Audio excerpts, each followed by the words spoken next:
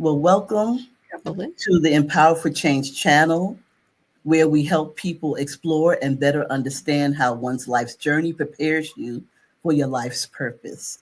We also celebrate and encourage people who are and who seek to make a difference in the world. And so we're happy to be here today with our guests. Tonight we welcome Jewel D. Pearson. Welcome, Jewel. Thank you. Happy to be here. Okay, before we get started, just want to read a short bio that you shared with me so that people will know who's in the room. Um, I forgot to introduce myself. I'm Deborah Gilbert White. Okay. But here we have Jewel D. Pearson with us today. Jewel Pearson is a tiny house expert, intentional living advocate, and longtime voice for the equity and representation in the tiny house movement.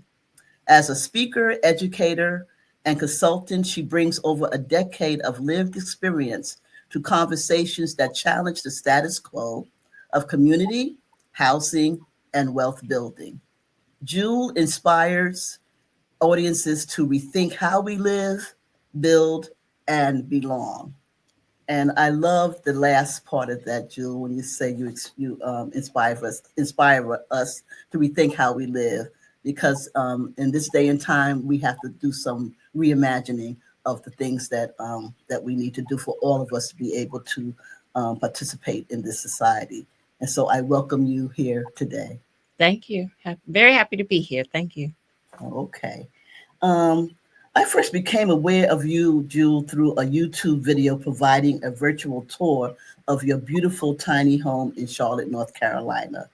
And when I saw that video, I went, wow, I love your decorating style, very Afrocentric, which is mine as well. And from my understanding, your home had been featured on HGTV, and there was a lot of buzz around your approach to tiny living. What brought you to the world of tiny house living? So yes, that is correct. Ti- it wasn't exactly a tiny house that I envisioned, but it was a lighter lifestyle, an easier lifestyle that I envisioned. And I had had this vision um, since the early 90s when Mm-hmm. my daughter was going to kindergarten.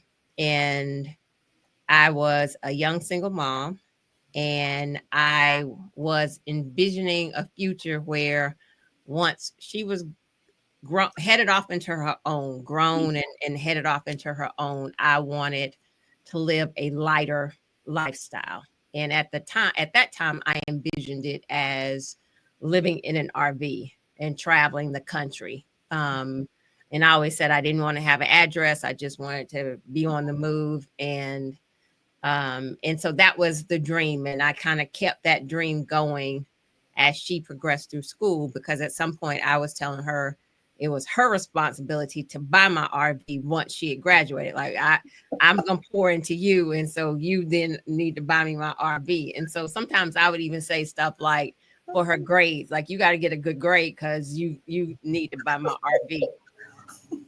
And so it was just something everybody knew it. And it was just something we talked about through the years. And then as she was, in high school and moving toward that, I'd started going to RV shows and kind of realized the RVs I liked were really expensive.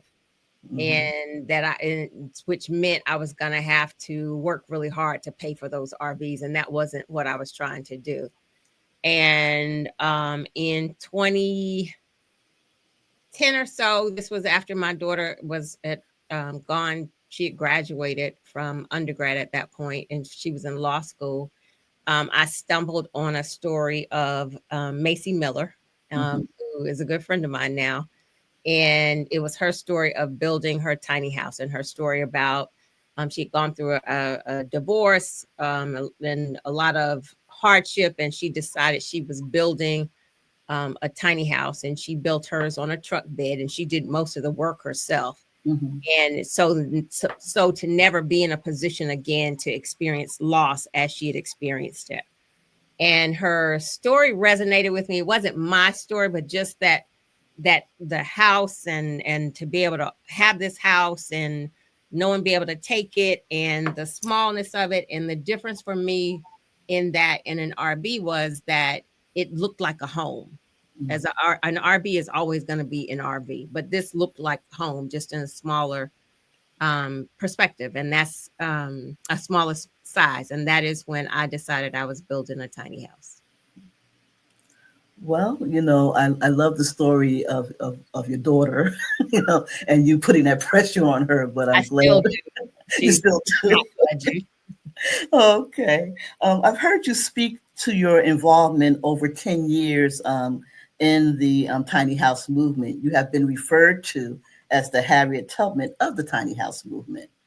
How did you go from designing and building a beautiful tiny house to being a voice in a movement? And when did you realize you had the power to make a difference? Um, when I got involved in the tiny house movement, there were just a handful of people um, who were building.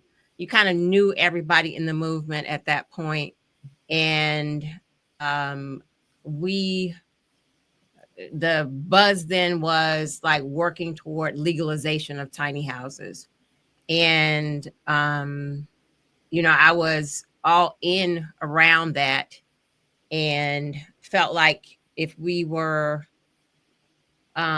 working around the legalization of tiny houses, I felt that we needed to make sure people who were struggling to achieve traditional housing, to ensure that they were included in that conversation. And then as I was living in my house, and as in some of the most welcoming spaces for tiny houses are RV parks and Mm-hmm. rural spaces. And my very first location was an RV park, and I ended up having needing to leave that location because I experienced racism there. And my awareness, like, that hadn't even been on my radar. Like, somehow I think I must have forgotten I was Black. And um so I was floored when it happened in the beginning, but it was like, idiot, did you forget? Like, but I started recognizing that my experience was different than my counterparts. Mm-hmm. And then as we were talking about legalization, they were having conversations like, to say things like they didn't want to have the tiny house movement associated with homelessness, because it had a negative connotation, and they Mm-hmm. wanted to get tiny houses legalized first, and then they were going to go back, they said, and get those folks. But they wanted to move the conversation of legalization forward first, and not Mm-hmm. be associated with the negativity. And as a Black person, I was just like, I've heard that before. Like, y'all do this, and then we're gonna go back and reach for these people. And that never ever happens. Yeah. And it was, for me, it was very arrogant and elitist to say we don't want to include the people who need housing the most in the conversation. And that is the people who don't have housing. Like, who Mm-hmm. needs a house more than them? And Yeah. then, as I've said it around Black people year after year, um, we are at the bottom of the list for achieving home ownership year after year. Yeah. And it is the worst right now than it has been, I think, in the 70s. I think, I can't remember exactly. Mm-hmm. But anyway, so I started pushing that these folks need to be in the conversation. Mm-hmm. As I was pushing, they were pushing back. they, somebody sent me a threatening anonymous email. Like, they were really they were Oh really pissed my. that I was pushing, because I was saying, you all are being racist. Like, you're not being inclusive. Uh, Mm-hmm.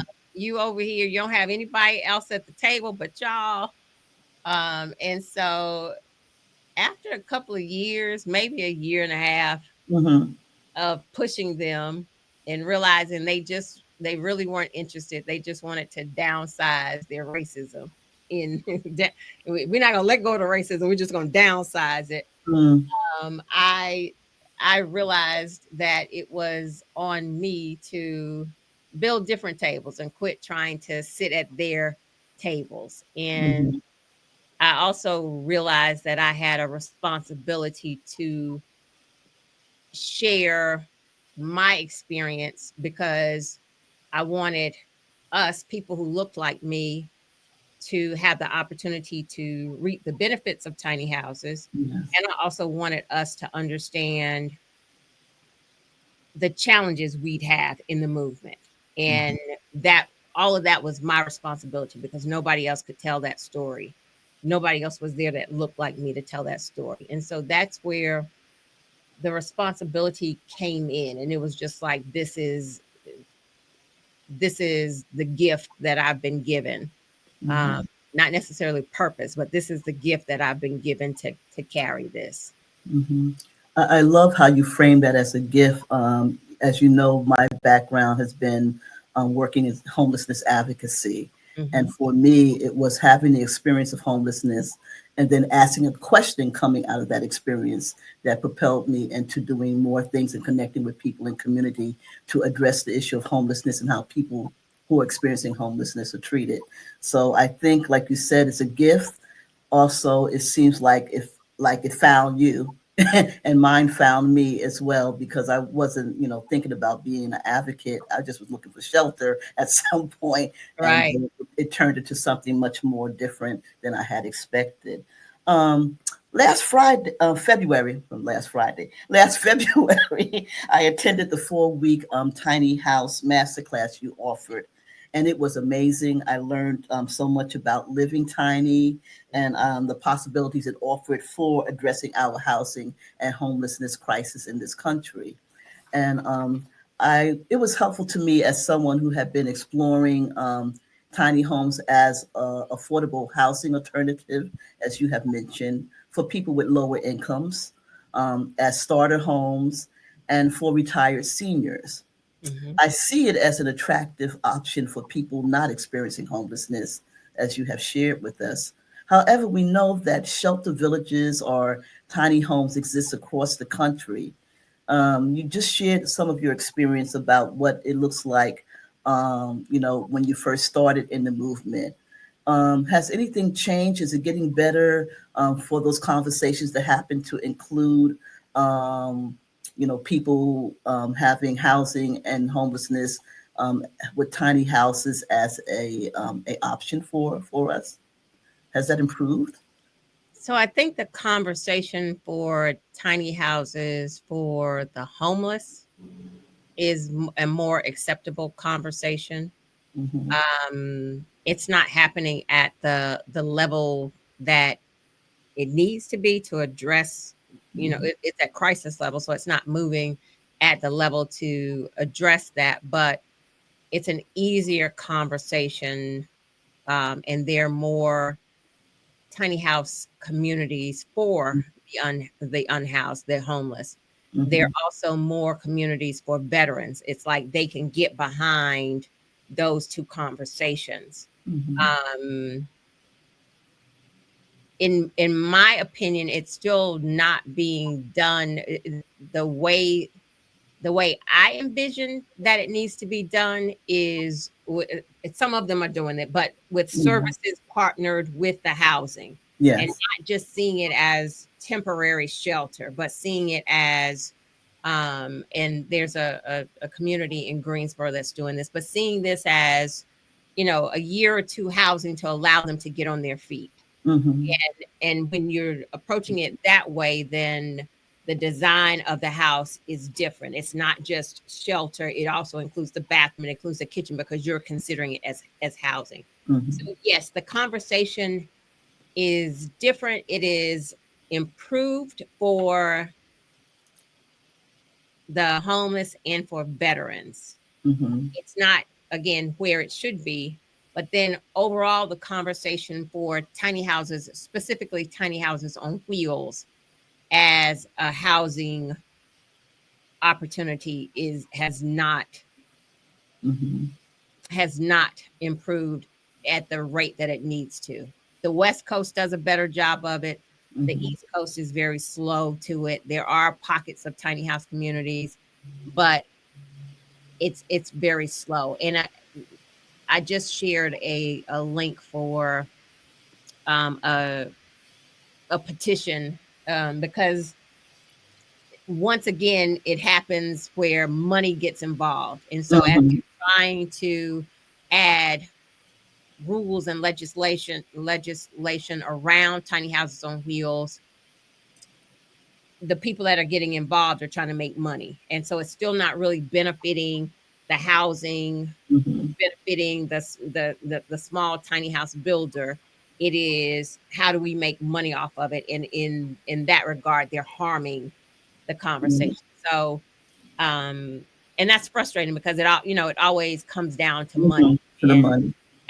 that's where it is right now. Well, I guess that's one reason why we're so happy that you're in the movement. And I'm looking at the comments, and Celia has said, "So glad that you created the table," because you have to have people there with that mindset who can see, how this could be used in other ways. Not We live in a capitalist society, so we know that the bottom line is going to be the dollar, and that's even with working in homelessness services and homeless service providers. Looking at how money, getting money to be able to help people Mhm. who are experiencing homelessness. Um, I guess the next question for me would be that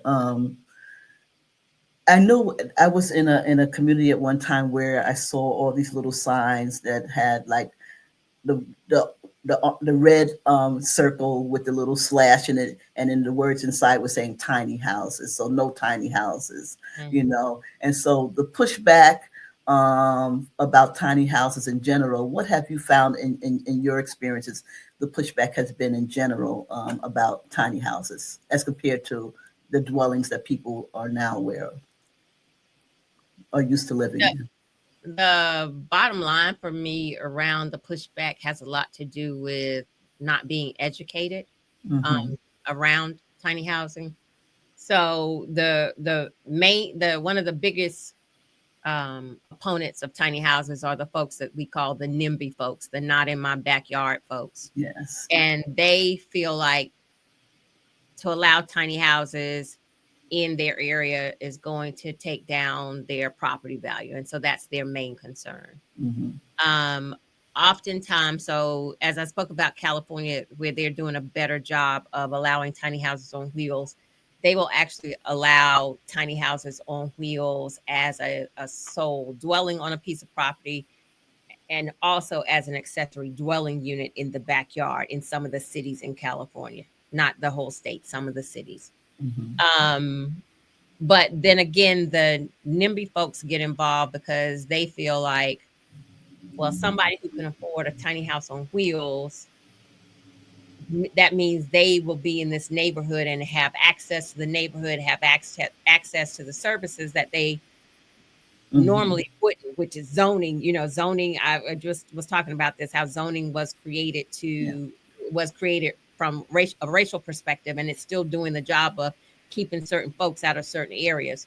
So if you now allow tiny houses on wheels in these areas, then you're, in their mind, bringing in the undesirables, the people that we've been trying to keep out of this community. So that's another Mm-hmm. opponent to tiny houses on wheels. And then another big uh, uh, group of folks that are negative about tiny houses, where, and again, where I say it's the uneducated, their opinion of tiny houses and folks who live in especially tiny houses on wheels is that they're just transient people, and so they look down on them as, they sometimes there's like the government dodgers and Mm-hmm. they also have the mindset of the stereotypical trailer parks, where those trailer parks became um, an undesirable, and they look down on anybody that's of that mindset, and they associate tiny houses with like trailer park people. Mm-hmm. And so it's again really about uneducation. Mm-hmm. There I did see there was a shift that happened around COVID, where some of those people, their eyes started being opened because Mm-hmm. COVID in the and the impact to health and finances and all of those things, a lot of people had to do some shifts. So Yeah. there were some shifts that happened then, but it's still those people, the elite, who don't understand, how can somebody live. And when I always say, the folks that get on my nerves, and they say, you live Mhm. in a tiny house, and they'll start doing this little box thing, like I might live in a box, because they haven't gotten out of their Mhm. own ignorance to understand it still can be a house with everything Mhm. that you need in a home, just on a Right. smaller scale. And Mhm. so, again, one of the reasons why I do share my home, to help people, because people aren't visual and sometimes they can't make the connection to understand, oh, this is just a small house. Like, they just, Mhm. that disconnect. And so most of the opponents to it, it really boils down to a lack of education. Yeah, an understanding of what it really is. Yeah. I was just thinking that the pushback seems to always be connected to the prejudices and the biases and the stereotypes that people have about each other. And when you said about the not in my backyard, um, we have experienced that from people not wanting shelter villages in their areas. So you get that pushback, like you said, not to help the people that really need the shelter. Mhm. Um, but then also, what I'm hearing from you also is that it's just the general idea of a tiny house period can be pushed back on because people see and view those people living in those houses as differently. Um, I know that you are doing a whole lot. You're very busy. What projects, events, and activities are you involved in that you would like to share with us, connected to the work that you've been doing? That's a good question. Thank you. I am launching another masterclass. So you attended the masterclass Yes, yes. in February to March. I'm launching another masterclass for mid-June. Great. So that information will be going out soon. Mm-hmm. I It may be two master classes for different levels.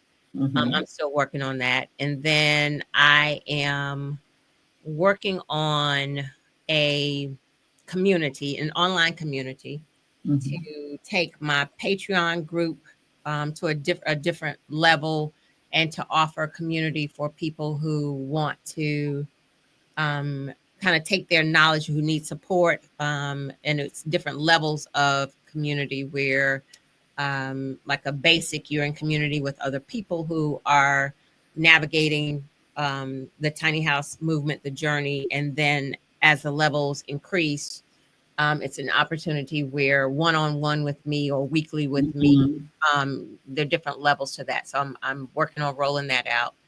And then the next thing I'm working on is an event, and it's kind of a cross between a retreat and a workshop, Okay. an in person. So planning to launch it in DC. It will be like a 2-day event, coming on Friday, leave on Sunday afternoon, Mm-hmm. and but it's not just tiny house education. As I'm moving the work that I do, I've recognized and I say it all the time. It's not just about the tiny house. It's about Mm-hmm. lifestyle transformation, intentional living. And so a lot of it deals with the whole person. It's not just about a tiny house. And so I want to offer um, this event, this as the retreat, as the workshop. So it's not just a tiny house festival, but it is Mm-hmm. the entire person that it's addressing, the entire transformation. Mm-hmm. And so I was hoping to have that happen toward the end of the year, but there's a lot of stuff going on in DC because of um, the craziness, and so it might need to happen first of 2026. Well, that's exciting news. I know that you are staying true to your intentions because as someone who's a member of your community and as someone who listens to your podcast and views your podcast, I find that even though you're talking about tiny houses, you also find ways to give us guidance in everyday life endeavors and thinking about the piece that you did around decluttering was powerful and then yeah, and so so I like the idea that you're doing that for us. I enjoy what you present. I know that when I took your the master class, that you did a lot of talking about people who are thinking about having a tiny house and moving into a tiny house or building a tiny house. And so, what would you say would be some of the things that people should consider? That would be so important for them to consider if they are thinking about becoming a tiny house dweller. The first thing, and I started out the workshop on this, is understanding your why, because that Hmm. becomes the most important piece of tiny house living. Like, what is it that this life is to present for you? And again, it's not just about the house, so it's the why and understanding that. And that's the first piece of, sometimes it's hard work, the first Hmm. piece of work that needs to be done. And then the second thing, and it's connected to that why, is knowing yourself. And I say that, and that translates into your design of the house. Because if this is to be a long-term solution for you to be successful, then that house needs to be designed to for you. And that requires knowing the things that you need to have in your home. And that's a lot of work. Like, Hmm. um the people who aren't successful in tiny houses are the people who just decide, I'm going to buy a tiny house, and they go buy the tiny house, and it ain't what they imagine. It's that transformation. So knowing yourself to go into the design piece of it. And then I think the third thing I would say is what I was talking about on Sunday, like, and just what I was speaking about. Like, if you're not doing the work, if you're not doing the due diligence, as and Hmm. understanding the rules for tiny houses, understanding yourself, understanding all, the total picture of this, you're not going to be successful. And I really want people to just stop, doing that, going to buy the tiny house, and then they don't know where to put it, and then they, somewhere on socials complaining because you didn't do your due diligence, or um, you know, saying you're going to build a tiny house community, you go buy the land, and then you realize you can't because the land doesn't allow that. It's due diligence that is required. And so, knowing your why, designing for you, and then the due diligence, I would probably say, are the key things that somebody should be focused on. Yeah, I'm glad that you lifted those. I remember you mentioning the due diligence on your last broadcast. Um, I'm thinking that one of the things that you did talk about also is zoning, and even when we're looking at housing, the housing crisis in general here, in the United States, that many of the cities and the states have zoning laws that do not permit for certain types of housing to be built. Um, the lack of affordable housing for people is real. Is real, and the struggle to have more affordable housing is real. Um, we know that people are in many places, many have zoning where they're allowing just for single family homes. Okay, and so there's a need for people to look at ways to connect with their legislators to see how they can change some of the zoning laws so that we can have multi-unit housing in areas that no longer that single housing no longer serves the community and the need of the community. And Mhm. so the zoning piece, have you done a whole lot of work around, zoning for tiny houses? How can you help us understand where we would get the help for that? So I always start out by saying zoning is decided at the city and county level. So it's not at the state Mhm, level. mhm. And it changes city to city, county to county. Most of the major cities have just recently undergone like I guess I'm going to call it a master plan where they're having to look at zoning and changing zoning to accommodate for the affordable housing crisis that is happening all over. Yeah. It takes us back to what I mentioned earlier, that zoning was initially constructed on racist principles. You know, Yes. zoning, when it first started, actually used terminology to say, white people can't sell to Mhm. Negroes. That terminology was actually in zoning. And Yeah. then when it happened that civil rights, and they started trying to enact laws to prevent that type of stuff, they didn't necessarily change zoning. They just, what you were just saying, they Mhm. changed it from white people can't to aren't to sell to a Negro to say in this particular area only single family housing is allowed, which meant that because and then the cost associated, then from a financial standpoint they were able to keep certain people out of these areas because Mhm.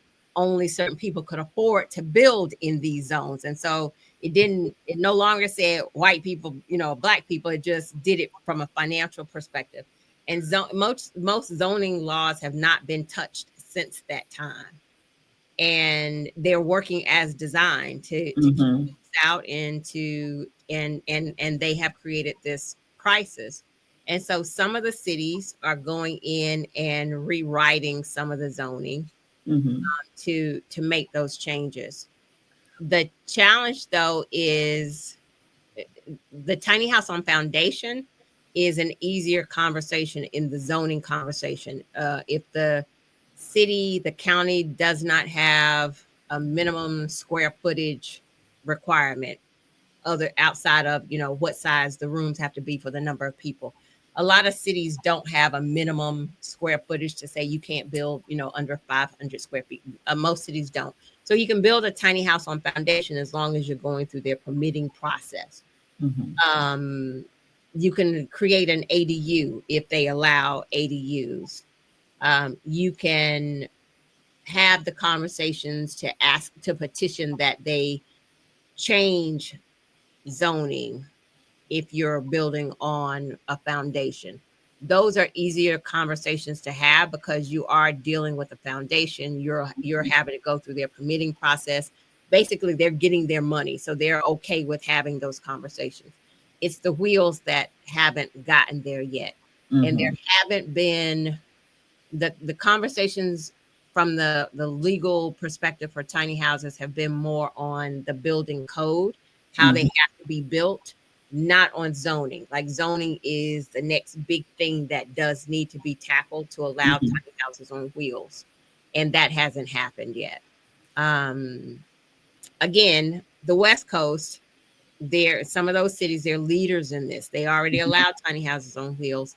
The the south, the East Coast, is Mhm. just true to who they are and aren't progressive at all. So it is, but I always encourage, especially in smaller cities, in rural areas, Mhm. if somebody is interested in being in those areas, the conversations are a little easier, quote fingers, a little easier, because it's not the big city and they might be more willing to have the conversation. I always say go in and talk to them.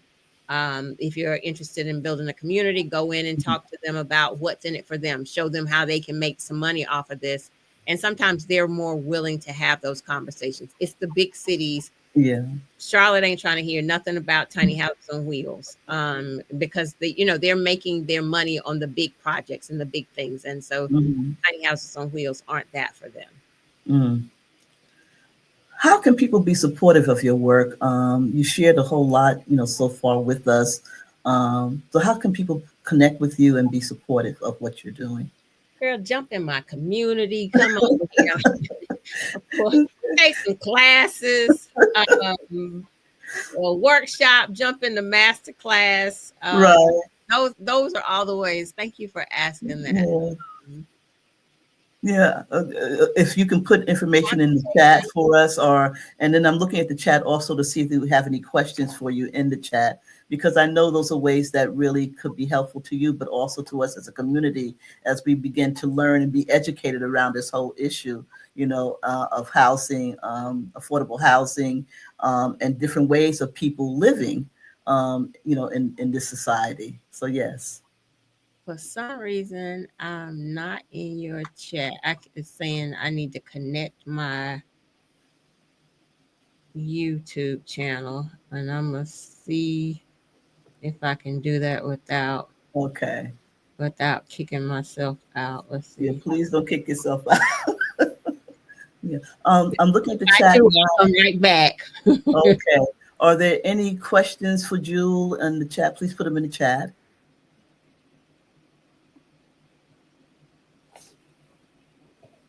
Okay. Oh, okay. It looks like it worked. Oh, great. Okay, so let's see. Technology. It worked without kicking me out.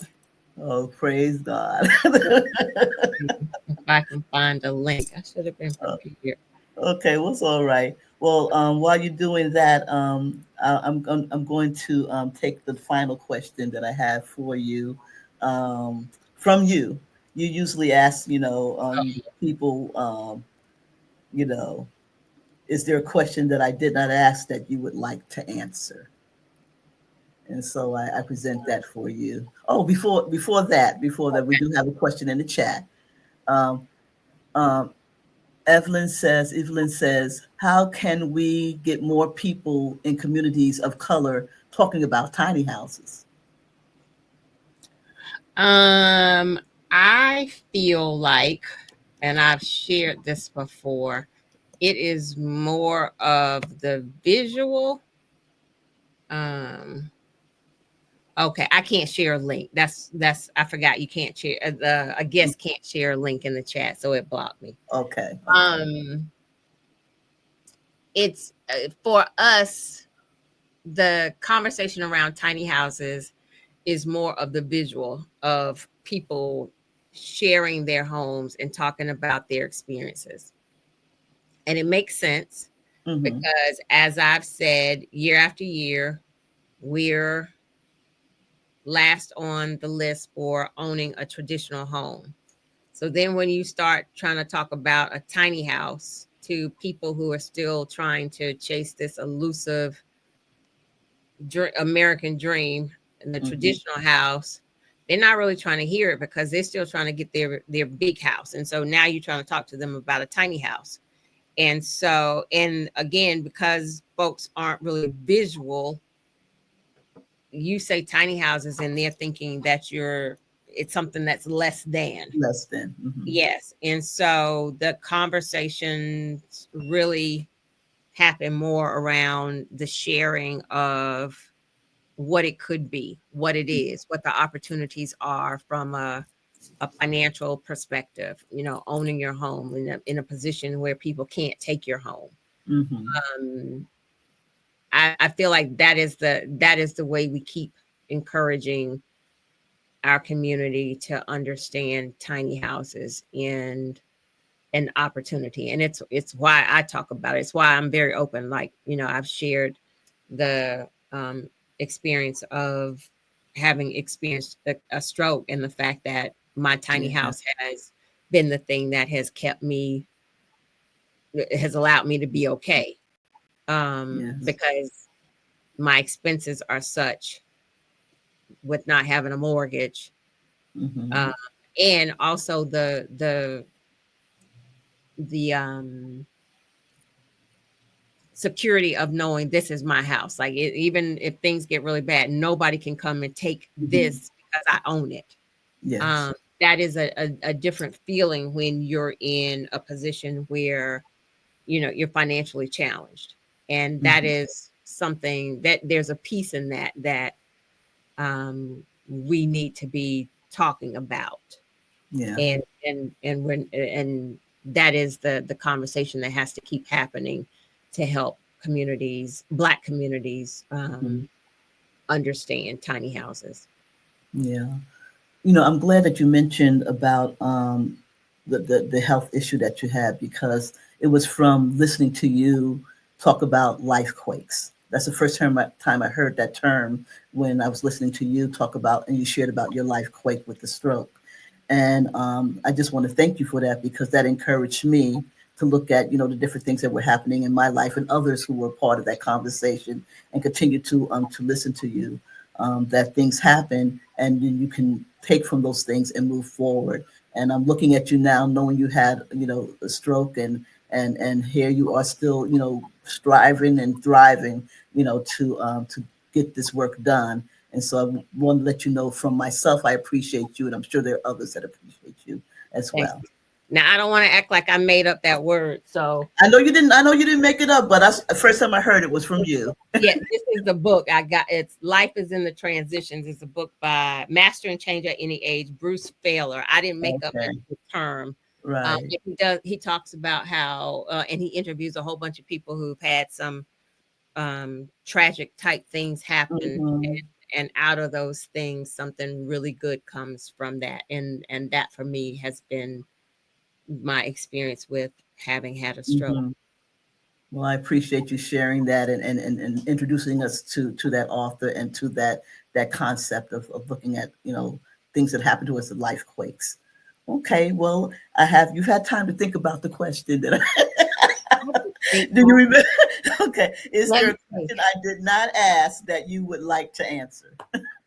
I gotta do better. Know that somebody gonna come back and ask me something. I be trying to ask folks. You asked it Be first, so I'll put it back on you. prepared. Do I have a question? I'm just gonna. This will go back to the start of our conversation. Okay. Nobody ever asked me, "Am I an introvert or extrovert?" And you didn't ask me that. So I wish you had asked me, "Was I an introvert or an extrovert?" So people can know that I'm really an introvert. Right. So I'm not even a extrovert presenting introvert. I am an introvert. Well, I call myself a forced extrovert, but yeah, but I'm thank an you for sharing that. antisocial butterfly. I hear you. I hear you. I'm No, looking at the I don't chat. really have a question, but thank you for asking me. Okay. Well, I just want what I will do. I'm looking again at the chat to see if we have any questions in the chat, and I don't see any. What I will do when this goes live, I will put together the contacts for you. I'll put the links in Okay, on thanks. my channel, so that people who want to continue to connect with you can, and become part of your Patreon community, the Soul Collective community. I mean, we got a whole lot of stuff going on here, and I'm just so glad to be part of that as well. And so I just want to thank you, Jewel, for being with us this evening. Thank you for sharing, and just thanks for being here. Yeah, Thank thank you. you. Thanks, y'all. I see y'all in the chat. I see him too. Hey, family. Thank yeah, and I thank you for your comments there. Hey, yeah, thank you, and we'll continue this conversation, because as we move forward with the work that I'm doing around advocacy for housing and homelessness, that there has to be ways to support the solutions, that tiny houses can be for everyone who wants to live in one, but also to be able to do the due diligence as you have shared with us. And also it could be a way, not only as a way to help people who are experiencing homelessness, but for people who, for a starter home, or someone who's retiring who doesn't want a whole lot of space. And as a way for people to have affordable housing.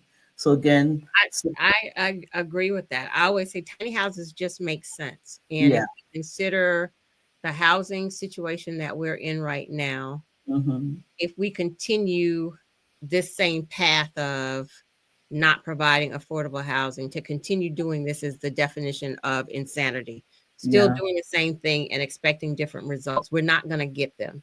And so I always say tiny houses aren't the solution, but they are absolutely a solution that Yeah. should be considered, that provide opportunity to heal a lot of the ills, the societal Mhm. ills, and definitely the ills within the Black community, because we Mhm. have land, we have opportunity. And so if we looked at this for what it could be for us, then Mhm. that is something that the healing, and that's the work that I want to be involved in. It is a healing that I feel can be achieved through tiny houses, and it's something that it just makes sense. They just make sense. It makes sense, and that's why you and others who are on this journey um, need to continue, to do what we can do and be encouraged in your work. And I appreciate you and thank you so much for being here this evening to share your wisdom and your experience and give us hope for what can happen and what can be done. I thank you very much for having me. I am very pleased to be on your channel and look forward to watching you do your work and grow your channel and do all the things. I'm very proud and impressed with you. So I'm thank you learning. for having I'm me. learning from the best. Thank you. Okay. Good night, everyone. Good night. Bye bye.